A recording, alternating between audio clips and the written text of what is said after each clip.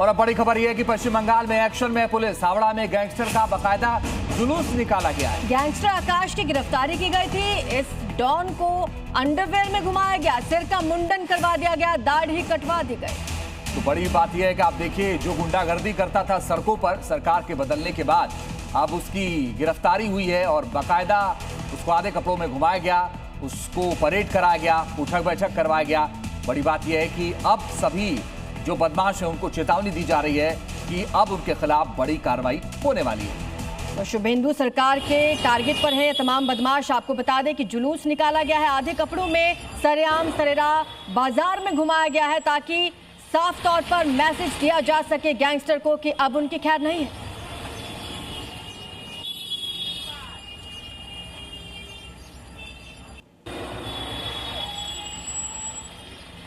तो पश्चिम बंगाल में गैंगस्टर्स की खैर नहीं है, ये तस्वीरें बयां कर रही हैं जब बाजार में आधे कपड़ों में इस गैंगस्टर को इसका जुलूस निकाला गया, इसे सरेराह घुमाया गया। जी हाँ, बंगाल में गैंगस्टर शुभेंदु फोर्स के रडार पर हैं। गैंगस्टर आकाश को सड़क पर घुमाकर बड़ा संदेश दिया गया। दरअसल आकाश पर 2021 में गोली चलाने का आरोप है। पुलिसकर्मियों पर दरअसल इसने गोलीबारी की थी। 20 से ज्यादा बम फेंकने का भी इसके ऊपर आरोप है। और देखिए कैसे इसे पुलिस पकड़ कर ले जा रही है, उसकी तस्वीरें भी आप देखेंगे तो अंदाजा लग जाएगा। और बड़ी खबर इस बीच एक और आ रही है, वो भी बताते हैं। अलीगढ़ में एक हफ्ते में महिलाओं से तमंचे के बल पर लूट करने वाले 50,000 की इनामी बदमाश पुलिस मुठभेड़ में मारे गए। एसएसपी नीरज कुमार जादौन के अनुसार रजा मोहम्मद पर 40 मुकदमे दर्ज थे, मुबीन पर 27 मुकदमे दर्ज थे। लंबे समय से पुलिस को इनकी तलाश थी, आखिरकार पकड़ में आए, लेकिन मुठभेड़ के दौरान दोनों ही ढेर हो गए हैं। तमंचे के बल पर ये महिलाओं से लूटपाट करते थे।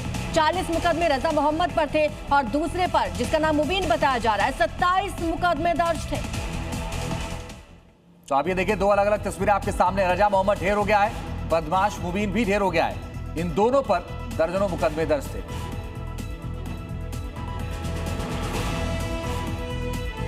तो चलिए अब आपको बताते हैं कि योगी फोर्स ने कैसे जहन्नुम का टिकट काट दिया है दोनों का। रजा मोहम्मद के बारे में पहले आपको बताते हैं। 50,000 का इनामी बदमाश था ये, और एनकाउंटर में मार दिया गया है। और साथ ही अब मुबीन की भी बात करते हैं।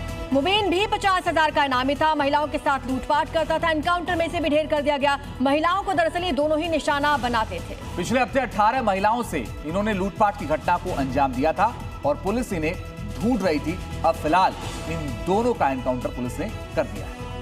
बड़ी खबर उत्तर प्रदेश से आ रही है, जहां मुख्यमंत्री योगी आदित्यनाथ ने कानून व्यवस्था और बकरीद को लेकर बेहद सख्त आदेश दे दिए हैं। सीएम योगी ने 2 टूक कहा है कि नमाज केवल उसके परंपरागत जगहों पर ही पढ़ी जाए। किसी भी स्थिति में सड़क ब्लॉक करने के बाद नमाज नहीं पढ़ी जाएगी, उसकी कोई अनुमति नहीं है। इसके साथ ही त्योहारों से पहले शांति व्यवस्था बनाए रखने के लिए पुलिस को संवेदनशील इलाकों में फ्लैग मार्च करने और धार्मिक स्थलों के आसपास लगातार पैदल गश्त करने के निर्देश भी दिए गए हैं।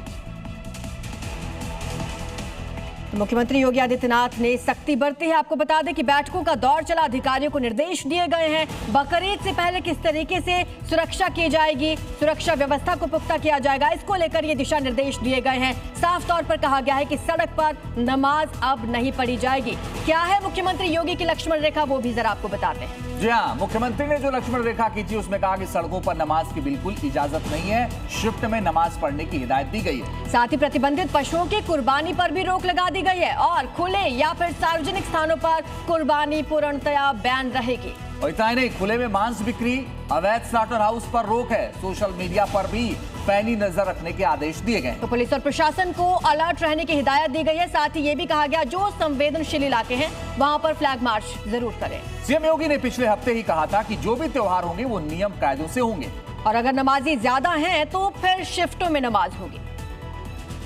अरे सड़कें चलने के लिए है या कोई भी व्यक्ति आकर के चौराहे पे आके तमाशा बना देगा? क्या अधिकार है उसको सड़क रोकने का? आवागमन बाधित करने का कौन सा अधिकार है? जहां उसका स्थल होगा वहां जाके करें। उन लोगों ने मुझसे कहा साहब कैसे होगा, हमारी संख्या ज्यादा है। हमने कहा शिफ्ट में कर लो।